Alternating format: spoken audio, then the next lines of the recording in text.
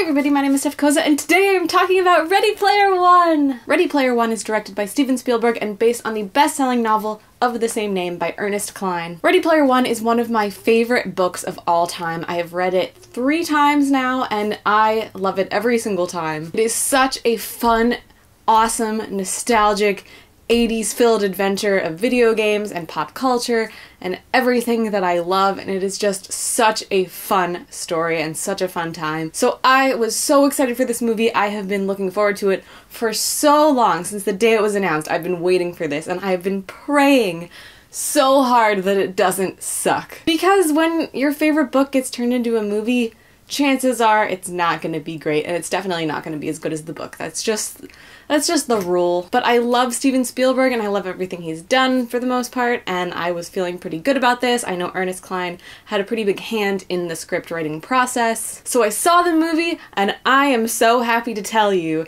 that it is so good. Oh my god.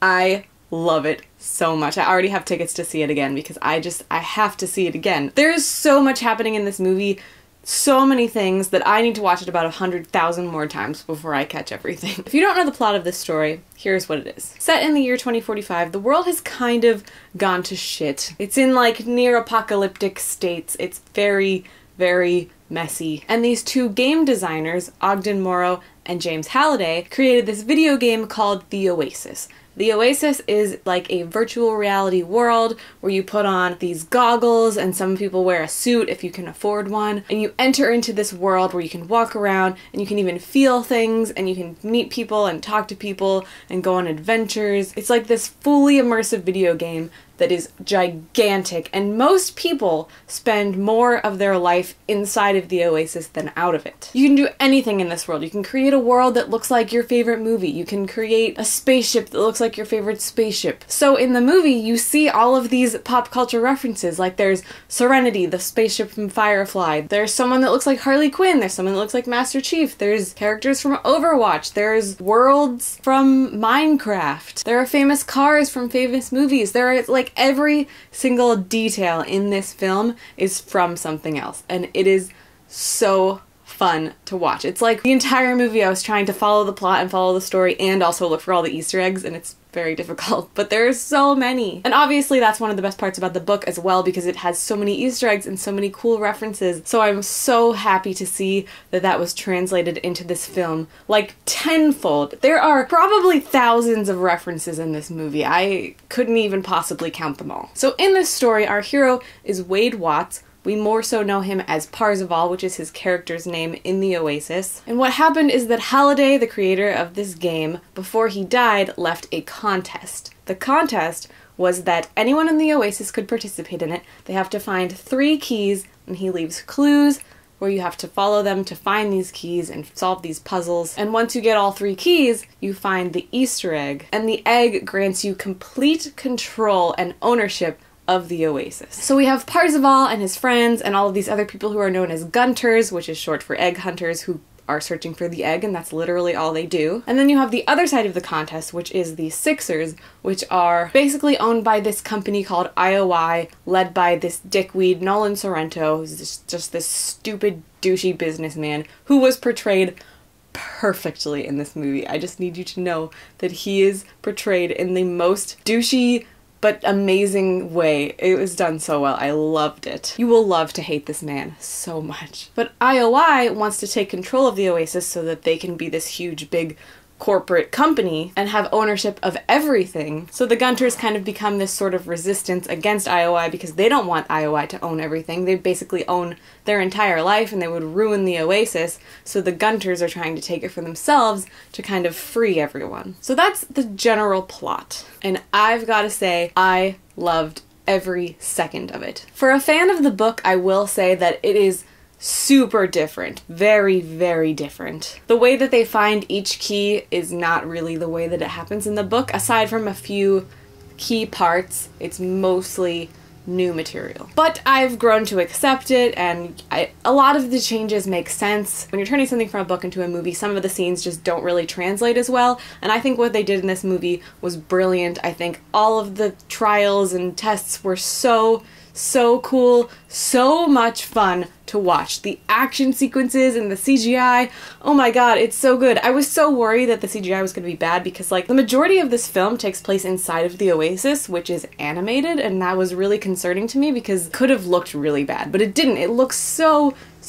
good. It's just so magical and beautiful, and seeing these characters that we see in the live action world being represented by their avatars in the Oasis were done really well, and you can see their emotion and you can even kind of see their face in it somehow. It's really, really well done, and I loved everything about it. I think the interactions between the characters were beautiful. The balance of learning about each character was done really well. I would definitely have liked to see a little bit more. I think most of the movie was focused on Parzival and Artemis and their love interest, and their love story was like definitely at the forefront of the story, which it's also at the forefront of the book. But I would have loved to see a little bit more from H, who was so great in this film. I loved H. H was one of my favorite characters. Also Daito and Shoto. In the movie they're called Daito and Sho for some reason. I would have loved to see a little bit more from them. I loved their relationship in the book, and they weren't really that explained in this movie. They definitely had their moments in the limelight and they were great. And Sho is an 11-year-old boy and I love it so much.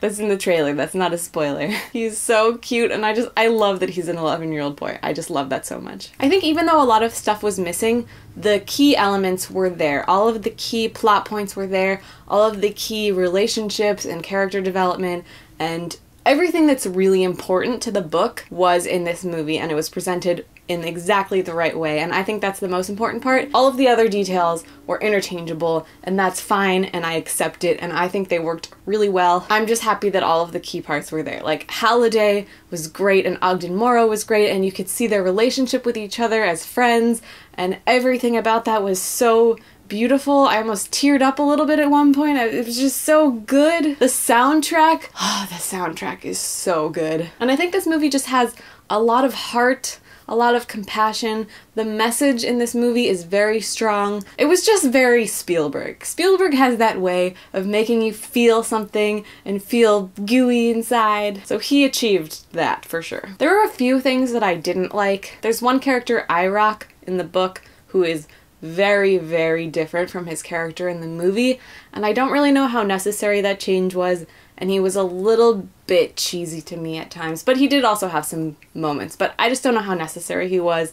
They could have just completely omitted him altogether, and I think I would have been fine with it. Also, I think my biggest gripe is that I feel like Artemis and Parzival's relationship evolves very quickly. I think generally the pacing of this movie is pretty good. It does feel a little bit fast, but that might just be because I've read the book and I know how much happens, and it zoomed right through it. But from an outside perspective, even if I had never read the book, I still think that their love story it went really fast. Like, Parzival goes hard into it, and it felt very rushed to me and a little bit forced, and I felt like there wasn't enough of them interacting with just each other to build up to that. By the end of the movie, it makes sense, and I get it, and I am here for it. I ship it hard. But at the beginning, I was not quite feeling it. I also think the shift of the clues to find the keys was a little bit jarring to me, because I'm trying really hard not to compare this to the book, but I just can't. I have to. It's based on the book. I have to compare it a little bit. And the fact that the clues to find the keys are a lot more about Halliday and his personal life instead of Halliday and his pop culture interests was a little bit weird for me. I think I like it better just being his pop culture thing, because Halliday was a big nerd and he didn't want to really express himself for who he truly was inside, so it's weird that the clues were based on his personal life instead of just his interests and his hobbies. I mean, don't get me wrong, they were based on that stuff too, but it was very heavily impacted by him as a person, and that doesn't really match up with what his character is. But I think it did add a lot of heart to the movie, so maybe it was the right choice. I don't know. I have to see it again. But that did give it that very Steven Spielberg heart that I was talking about. Spielberg delivers in a digital age this just charm that has been missing from film, and I love that. I think the plot was pretty easy to follow. It was unpredictable even though I knew it was going to happen. It was very fun, so much fun. I have not had this much fun in a movie in so long. I laughed, I cried, I was cheering it on.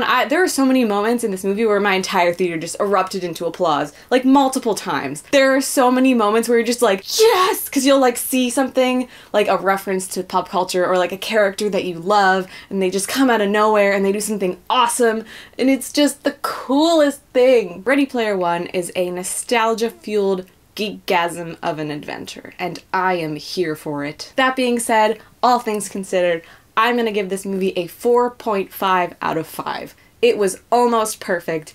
I love it so much. I'm gonna buy it on Blu-ray. I'm gonna watch the shit out of it. I'm seeing it again tonight. I am so in love with this film, and I hope you are too. So whenever you guys see Ready Player One, let me know what you thought about it. Let me know in the comments below all of your thoughts. I'm so pumped for this. Oh my god, I need to go watch it again and read the book 10 more times. If you haven't read the book and you like this movie, oh my god, read the book. It is a million times better. It is so, so great. Anyways, thank you guys so much for watching this video. My name is Steph Koza, and I will see you next time. Bye.